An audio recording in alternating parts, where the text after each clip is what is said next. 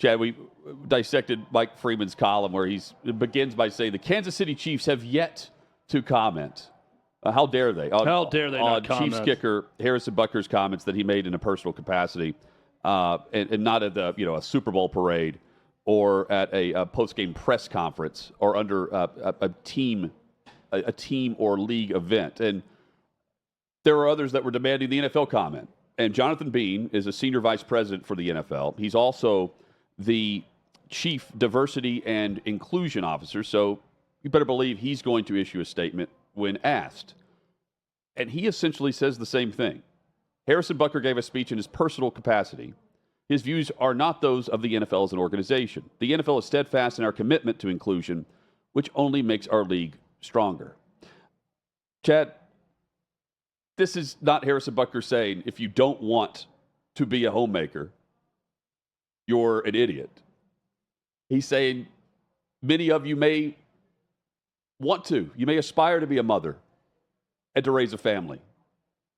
And what this has turned into is, to me, if you want to work, work. If you don't, if you want to stay at home and raise a family, great.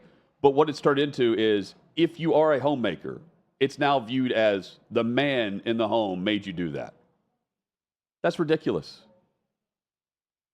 It's dumb. It's flipped into this. You're right that Harrison Butker is telling all women to get back to the kitchen and that your role is as a homemaker. I think most of the people outraged by it are just reading bits of what he said on social media and responding to it, and they're taking what Mike Freeman said about it and others in the media, they're taking them at their word for what he said. That's the third time I've now heard that speech, and I really get a different tone every time I hear the speech. And that time I heard him start by saying, many of you may have dreams or aspirations of that big promotion or what you're going to do in the business world, but I'm willing to bet that there are a lot of you are thinking about you really want to be married and have a family. I hear Harrison Butker speaking to that group of women that really aren't represented in mainstream media as much now. They don't have as many people talking about how it's honorable to be a stay-at-home mom or want to be a homemaker or want to have kids as your lifelong and goal how or whatever. difficult it is. Yeah, every bit of pop culture that's out there is not telling anyone that. So Harrison Butker is speaking to those women. And nowhere in there did I hear Harrison Butker condemn those that wanted a career first, if that is their goal, and even mention that his wife is an example of someone who may have thought she wanted a career at one point, and she put that aside to be a wife and a mom and a homemaker, and that turned out to be a very positive thing for her. And every woman graduating would want the job, right? He's not saying that every woman must do this, and this is your path. He's saying that to those women in the audience right now at this small liberal arts Catholic school, that you're not going with the way of the world per se and thinking about, hey, I've got to go get the promotion or the best job or be a CEO. You're thinking about having a family and getting married. That's fine too. Well, and it's his opinion. Some may disagree, but it's his opinion. Even Whoopi Goldberg. She agrees with us. Even Whoopi Goldberg on The View had this to say about Harrison Butker's thoughts. So the NFL released a statement that he gave this speech in his personal capacity, and the NFL does not share his views. So, listen, I like when people say what they need to say. He's at a Catholic college. Yeah. He's a staunch Catholic. These are his beliefs, and he's welcome to them. I don't have to believe him. Right. I don't have to accept them. The ladies that were sitting in that audience do not have to accept them. The same way we want respect when Colin Kaepernick takes a knee.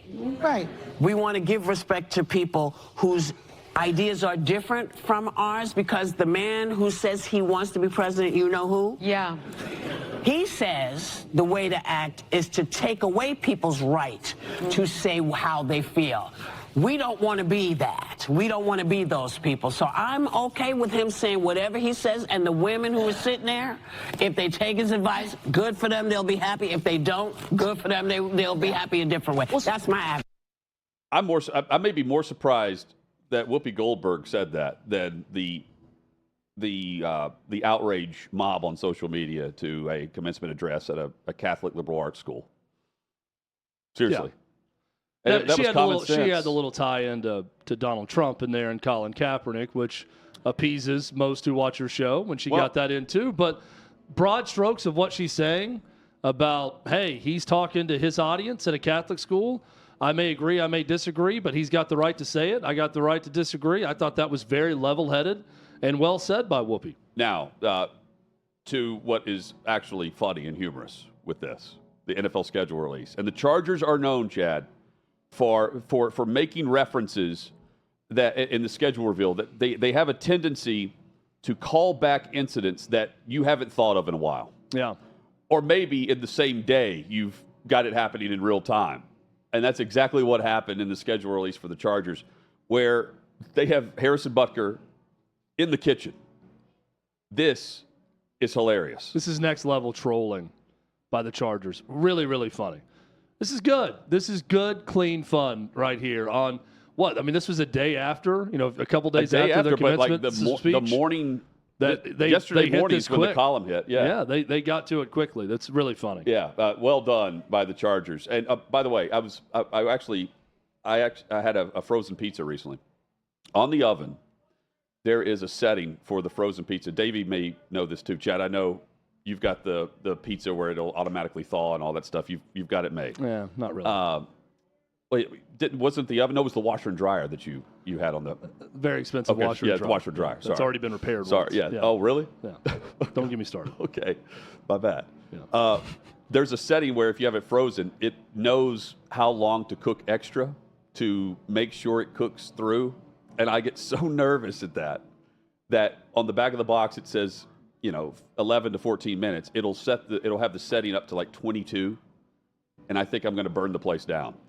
And it was perfect. Really? Yes. That surprises me because anytime they say like 14 to 18 minutes, I'm thinking 13 and a half minutes is when this thing's going to be ready. It's usually right before that minimum mark that it's ready to go. Chad, you were ready to go with your rankings, your best and worst from each division with the schedule release. These are well done, by and large. If you make some type of effort with the young crowd and the young employees that the NFL teams are hiring now, and there are many of them, they can be very clever. What comes to mind is just your top one? So keep in mind here, you mentioned it, young social media directors. Right, so we may not always get young people doing this, okay?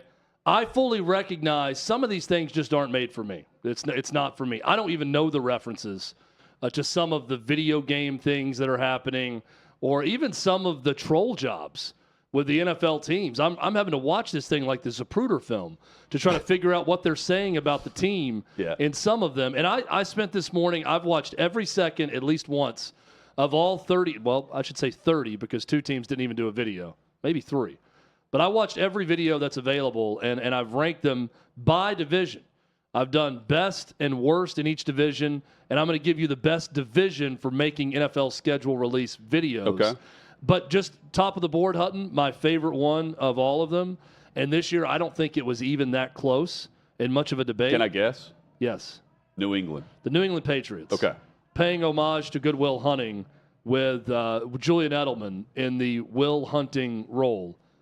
And Rob Gronkowski as a part of it as Ben Affleck. Really, really well done. And instead of, getting the girl's number and show them, how do you like those apples? He's got the first 6 games of the season on the schedule. And how do you like those apples from Julian Edelman? I thought good, well conceived, well executed, well produced video segment. Julian Edelman's a talented dude, got charisma, funny. Rob Gronkowski was being idiot Rob Gronkowski. And one of my favorite underrated scenes from Good Will Hunting when Ben Affleck is asking for the retainer as his representative from the company. He's sitting there in the suit asking for a retainer also. Bravo, Patriots, on this one. May I issue my theory on this? Okay. I think Netflix helped produce this. That's interesting. While they were there in L.A. Think about all of the different connections that were at the roast. Yeah. They could have done this with the Patriots brass or with the Patriots people there with Netflix. They're in partnership in some way, all of them, right? So they could have said, can you write us a schedule release video? You got Edelman and Gronk front and center at that roast for good reason. But you've got Affleck Yeah. You know, again, Robert Kraft. They buy hands down. And I've watched about 75% of them. Chad, I think hands down this was the best one. There's not really a close It's second really so good. far. And I'm with you in that they definitely, I think, had some outside help with the writing of this one. And I understand the Boston themes with Good Will Hunting, but there may have been some help, some extra assistance from someone on this one because it is that good. Most years there's 4 or 5 you could put in the running for best one. I really think this year it was Patriots, the Good Will Hunting homage, then it's a big step down until you get to the next ones. We'll get to some of the best and worst that I thought were released through division. Shall we begin? Yeah, let's get through some of these, and you can react. You want me to go through? Just start with the AFC East. You mentioned the Patriots with good Jules Hunting. Your worst in the division. AFC East, the worst to me. This was a pretty good batch of videos for the divisions. I didn't think the Jets thing landed that well. I thought it was so when I'm looking at this, I'm giving marks for creativity and I give you marks for taking a swing on something. But when you're doing just a big promotion for a sponsor, which you are in this one, which is for an airline that sponsored them, and they're just basically camped out in Central Park, and they're asking someone to buy them a slice of New York pizza, to dump Gatorade on themselves, and to do something else, and they're going to get 2 free round-trip tickets somewhere, and they're just holding up a sign, and it's just people in Central Park saying, oh, you're crazy, I'm not going to do it, and finally some guy does it, and then you reveal the video. I mean, I don't know. It didn't work for me. If you're not competing to win this, this highly touted best of video release award, you might as well sell it the way they did.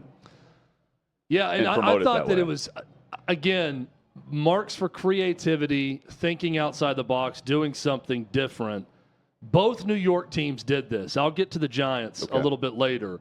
But I thought the Giants were a little bit more clever in their execution of making fun of the hype around schedule release videos. Now, just speaking of the Jets, back-to-back road games for the New York Jets to begin the season.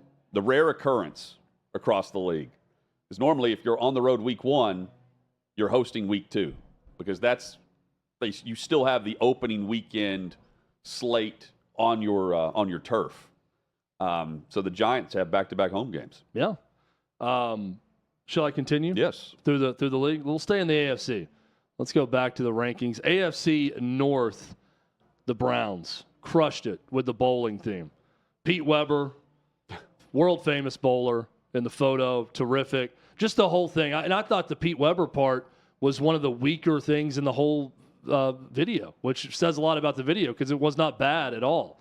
But everything and the way they put in the different teams based on where they were in the bowling alley, great nostalgia with it. If you grew up going to an arcade or bowling alley, you felt this video. Well done, Browns. Best one in the AFC North. Worst, again, this may be something that just wasn't for me. I don't really understand the whole thing, but the kids playing the mascots in a football game and the mascots winning, not great. I thought that was the worst of the AFC North. AFC South. Hey, real quick on the AFC North, the Steelers, week 11 to week 18, they have 8 straight games against teams with a winning record from last year. Now, a lot of them are in their division, but they're among the teams that have multiple 4-day turnarounds because they're playing on Christmas Day as well and Thursday night. And keep in mind, Thursday night, we could have more 4-day turnarounds because you have the flex scheduling with Amazon Prime, which we'll show the schedule for. I thought Steelers was pretty good too with the dad jokes, trying to get James Harrison to laugh. By the way, it was good. That dude, I had to look. He spent 41 years on the bowling tour. Oh, Pete Weber. And what was the famous quote? Who do you think you are? I am, or something. I am. Whoever you think you are. Who do you think you are? I am. He does that in the video too. Amazing. Really, really good. Amazing.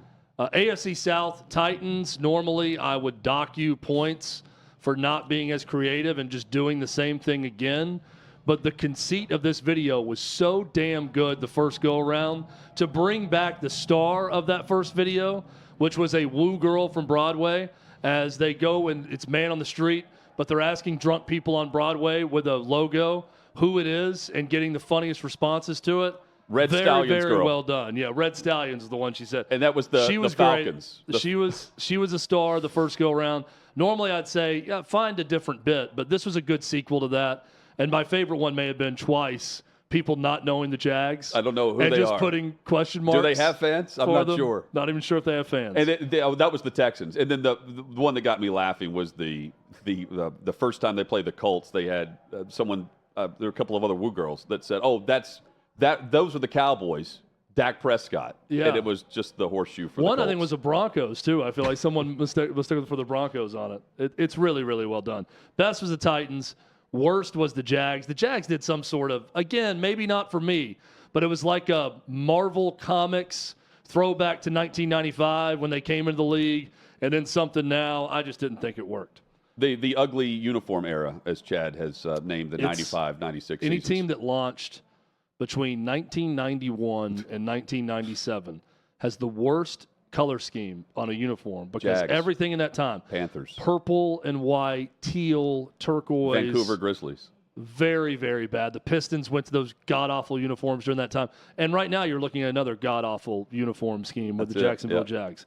AFC West, best, Denver Broncos and Lewis Hamilton trying the cuisine of different cities on the schedule. And up first was the Indianapolis Colts, and their main cuisine was ranch dressing. And here's a still photo of Lewis Hamilton's reaction. And it's great. He's got the silver platter. He takes it off. Oh, what am I going to have here? He was disgusted by, I think it was like collard greens and grits from Charlotte. Speaking my language there. Peach cobbler in Atlanta he didn't like. He's like, this is supposed to be good. And it's just a British guy making fun of all of the food. The funniest part of this, though, was he believed the ranch, but he said, I don't think they eat carrots in Indiana. So he was thrown off by the carrots that he was dipping into the ranch. Shouldn't this have been, really though, I thought they missed it when it's not the St. Elmo's cocktail sauce. But that's what's funnier, though, is about this. Like, it's hilarious that they used ranch as a diss to Indianapolis, that your food is ranch dressing. It's ranch dressing, but, like, it's great. But it's I think of Indy, and I think of that restaurant. That's really all I think about. They could have, and I mean, the goal was to make fun of these places. Sure, yeah, but I mean, that would be making fun of it to me. Yeah. It'd be like, hey, you want to go downtown, and we're going to have Ruth Chris in Nashville, and that's it. It was, I thought, very well done. One of the best, but again, no one's approaching the New England Patriots in this one. Worst in the AFC West, the Chiefs did the same thing the Texans did, only worse. Where they used a crusher. They didn't even try. And they were crushing different objects. And they started of the with the Super Bowl logo. Right. Championship logo. Just taking a jab at everyone else. But it was the exact, here's what I want from the NFL. Maybe cooperate on your ideas, team to team, so you don't have so many retreads. This isn't the only time, by the way, in the schedule releases that a team did pretty much the exact same thing as another team. I thought this would have some Taylor Swift reference. Like in terms of back of the album. She just released the album. You have the schedule on something. See, the Texans did have a Taylor Swift reference. Theirs was better. They used the crusher. Props to the Texans for being creative in what they were crushing. An example, for the Detroit Lions, they crushed M&Ms. Perfect. On the crusher, and they're all laughing at what happens when, the chocolate comes up from the M&Ms. But for the Chiefs, they used a Taylor Swift CD and barbecue sauce is what they crushed. Like, okay. That's pretty good. So, I mean, it's not great. It's okay. But the Texans executed far better than Kansas City did in this. Which gets me back to Kansas City's the cheapest organization around, apparently. Yet they continue to win Super Bowls. So KC should have just gone with Jason Kelce with his shirt off, announcing things. I don't think they can afford Jason Kelce for these videos now. That dude's graduated past it. He's in the guy who does American Horror Story, Ryan Murphy, has him co-starring in a show coming out. He's moving on to his acting career already. They have Taylor. They're attached to Taylor. Shall we go to the NFC? Yes. Button? Yes. I thought the NFC was the extremes here. I thought the NFC, if overall, was both the best and the worst when we get to the divisions that won. The two I've seen that stand out to me. Number one, Tim Robinson's involved in one of them. I'll let you hit that. The other one, I like it, but it's staged to me, and it's the Cowboys. Where did you have the Cowboys in your rankings? I think the Cowboys are the best of the NFC East. I thought the calls were staged. You have to get the person to answer the call. They're definitely staged. The call was staged. They did a good job, though, of playing it like It was a good job of acting. Yes. Hey, act surprised. Yeah. Eli Manning looking stunned. And I like hello? how Jerry's just standing Hello? there, just staring. Are you there? Yeah. It's pretty good. The Cowboys coalition of Dak Prescott, Michael Irvin, Jerry Jones, the mascot, cheerleaders, and Post Malone was also a part of it. But really good. Everyone they have on the other end of the phone, from Joe Rogan to Jake Paul to Michael Vick, Ocho Cinco is another one. I mean, they had a who's who. It's very Kay good. Adams appeared in multiple teams' videos. Yeah. Kay Adams was on this one. I thought it was good. There's just something funny about a group of people being very deadpan and just staring into a camera and not saying a word, especially when a mascot is doing it. It kind of reminds me of Lee Corso with the mascot head. There's something funny about him just waving with the mascot head on every week. Is there something very simple, very lowbrow, but hilarious to me every time? Do you find the face of the Cowboys mascot a little creepy? It's a little Lego-ish, a little like toy. I feel like that's what I think when I see that. That's a little crazy psycho to me. Yes, in the eyes and the smile. I didn't think there was anything bad. It's not New Orleans Pelicans, but so quickly I'm going to run through the NFCs because I really think this division did a very good job. Okay, and I don't think there was a single bad idea. The Giants going through the streets of Manhattan, asking if people have ever heard of NFL schedule release videos or if they cared. And most people not even knowing what it was, or hey, can't you just show the video? And them saying, yeah, you're right. And they just show the video at the end. Pretty good. And I thought the Eagles one, where they're talking to the psychologist and they're showing the opponents, and the Eagles fans are destroying, just criticizing the opponents to the shrink, also pretty good. So worst in this division, I didn't think it was a bad concept really, but the Commanders doing the Is It Cake with every opponent. They would have the logo or something from the city. Yeah. Like one was a bowl of chili. That was actually a bowl of chili for the Cincinnati Bengals. And they would cut it and show if it was cake or not for each team on the schedule. I thought it was good. NFC North Hutton, you mentioned Tim Robinson, our guy. I think you should leave. Terrific show on Netflix if you haven't seen it. Tim Robinson, Sam Robertson, I think is the other actor from Detroiters that's in this. They're playing their characters from the show who were these low-rent ad executives. I just see him and I laugh, man. And it's so funny. And it looks like, I don't think they even wrote it. They had to with what the props in the back, but it feels like they were just riffing on different ideas they wanted to bring out that the Lions and the NFL said no to. So eventually they just start showing the Lions different games. are Saturday Night Live. But they're also like playing with it, like, all right, now let's roll one in from the side. And they show the next one. Yeah. Now this one's going to come in really fast and stop here. Well done. Kudos, Lions, on that one. We love Tim Robinson, too. That's the best. Worst in the division. And this goes penalize the Packers because it's so much like other ones where it's some audition process where they can bring in celebrities. Lil Wayne is in on it. They're auditioning to be an act at a pep rally for the Packers. And they've got the star players. Jordan Love is there and other Packers. We know this game, though. I didn't like it. Lil Wayne does literally everything, doesn't he? Yeah, he is a Packers fan. I know, but he's everywhere. We saw Lil Wayne in Vegas. Yes. They're doing this just for the retweets and the sharing of the video, right? To reach the different audiences. And that's fine. Like if you adding in everybody it's cool if you can get celebrities involved in your NFL schedule release. My issue is if you don't check with the other teams, I guarantee you other teams are doing this, like the New Orleans Saints, who we're about to get to in the NFC South, who pretty much did the exact same thing. They're the worst in that division simply because they did the same thing as the Packers, except they were interviewing people for their social media internship position.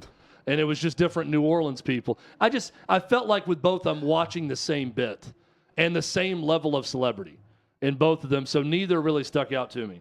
Best from the NFC South? The Tampa Bay Buccaneers. Rondé Barber. This may be a little bit controversial because this was one of the few serious ones. There was no attempt at comedy in this, and it was Tampa Bay involving local artists, and it was former Tampa Bay Buccaneers and current players talking about their sport and their pursuit of their sport as art. And then they would juxtapose that with local artists drawing different big moments from Bucs history that they're involved in and talking about their process in art. Chad, I saw it. It sounds cheesy the way I just described it, but I promise it works. It's a Renaissance type deal. I think of Eddie George when I saw this. He would love this. Mm-hmm. He would totally pull this off. Eddie George would be awesome. Yes. I immediately thought, yes. But just this the is right up his seriousness alley. of the voices, Yeah. the music in the background, there was levity to it. I thought of Gravitas. This was a schedule release video with Gravitas. It made you cry. Another one, by the way, with Gravitas that I really liked, that I didn't have on my best, was the Raiders doing the John Facenda. The Autumn Wind is a Raider. But they released it late. And they really late. Vegas, baby. You know, everything's late. No. Everything's late at night in Vegas. But the schedule release is at the same time for every time zone. They went later, you're saying? They released it like an hour and a half late. There may have been a lot of editing done in that because it was Okay. it was a lot. So but that's it was what they're cool doing. because they had a voiceover, and I want to say it may have been Lawrence Fishburne voicing over the actual I'll look this up for Autumn you. Wind as a Raider. But the only voice you hear is Antonio Pierce. He has a verse in it with all these Raiders fans behind him. It was pretty cool, and it was another one that was serious. So I thought that was good too and worth mentioning. And as I mentioned, worst in the NFC South to me, the Saints, because they did the exact same thing as the Packers. I'll quickly roll right through this one because it was awful, pretty much top to bottom. The NFC West gave very little effort in their videos. Apparently, West Coast people don't care about a schedule release video, so much so the Cardinals and the 49ers didn't even do one. The 49ers released it in like drawings, just one drawing after the other and not a video. The Cardinals and Davey, correct me if I'm wrong, I haven't found anything but a graphic. I think they just released a graphic. screensaver. Yeah. That's all they did. Yeah, they released a graphic and that was it. So the Cardinals were the worst. The best, I guess, with this one were the Rams. Well, the Seahawks did something I didn't know what it was. Another thing, the superhero, like your thing. Yeah, it was another take on. And the Rams are in on this because they a couple of years ago they filmed at McVay's house with his girlfriend. Remember this in the pool? They did the schedule release video like that. Yeah, they did something there where they're tossing around different things across their team, and they had had Aaron Donald and others. Let me change that. The Seahawks had no video. They did comic book characters. Right, okay. I think the 49ers had a video, but it was just one drawing after the next.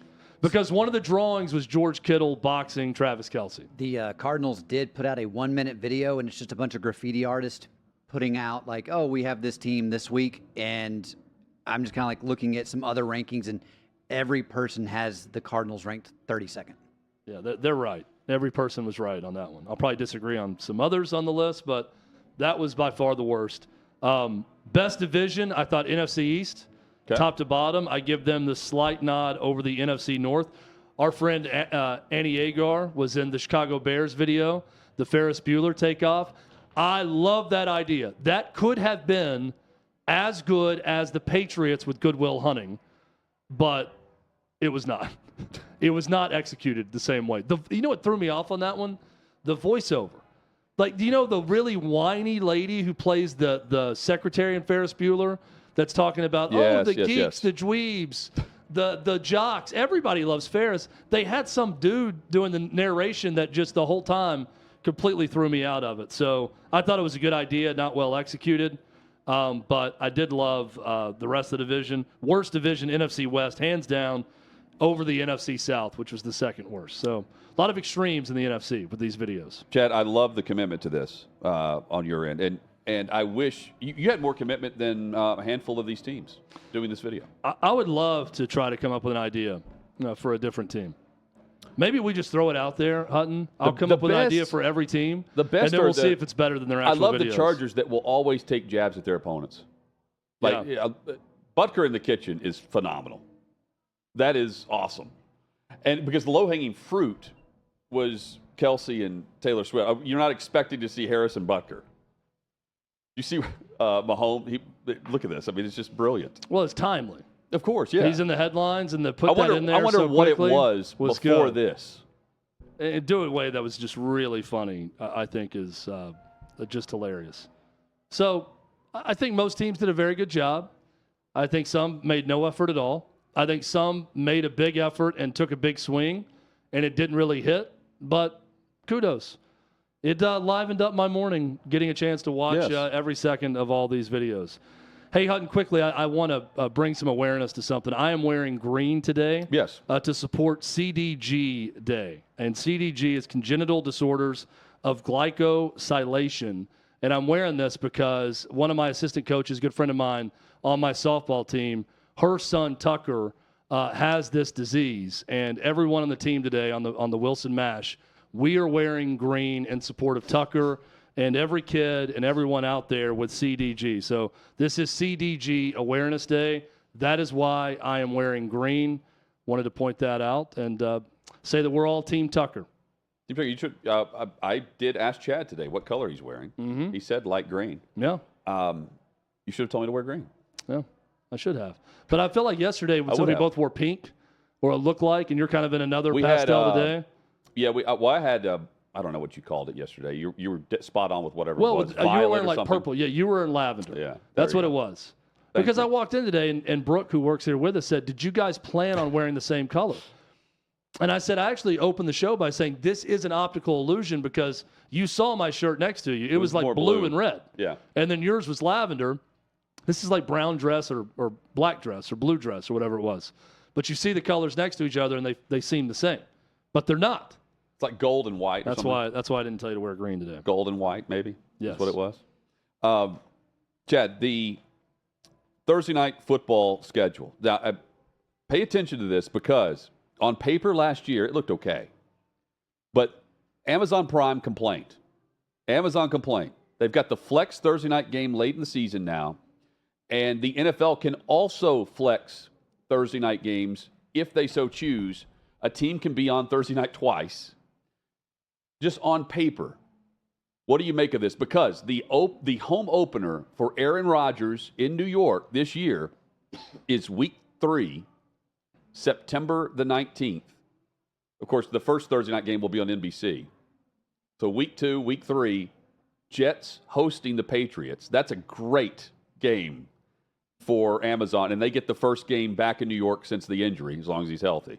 That will look awful if he injures himself again. Yeah. And you've got the Jets coming off the road with potentially back-to-back wins. They've got the Titans in week 2. I forgot who they open up with. Point being, they could be on a roll early. Later, a lot of divisional matchups on Thursday night. They've been doing this. This is a trend. But I love the Rams-Vikings in October. And look at the Jets again. October 31st, hosting the Texans. There's your Thursday night football schedule. They get Aaron Rodgers a couple of times. Green Bay at Detroit later in the year. You've got the Black Friday game, which is Chiefs and Raiders. I think they did everything they could. I think this is far better. And a playoff game. Amazon and Jeff Bezos wanted better. They got better with this schedule.